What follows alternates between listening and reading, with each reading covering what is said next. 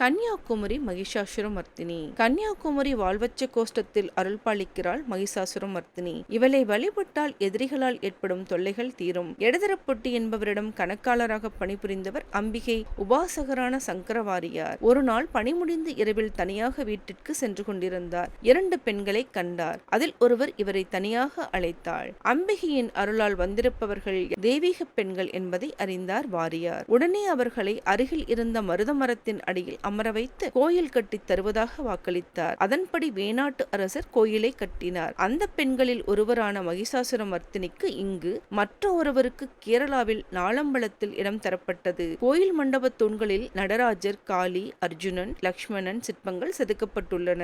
உள்ளே 7 அடி உயரத்தில் மகிஷாசுரமர்த்தினியை நின்ற கோலத்தில் தரிசிக்கலாம். திருவிதாங்கூர் மன்னர்கள் ஆயுதங்களை இங்கு வைத்து வழிபட்டுள்ளனர். இதனால் இன்றும் திருவிதாங்கூர் அரண்மனையில் இருந்தே பூஜை பொருட்கள் வருகின்றன.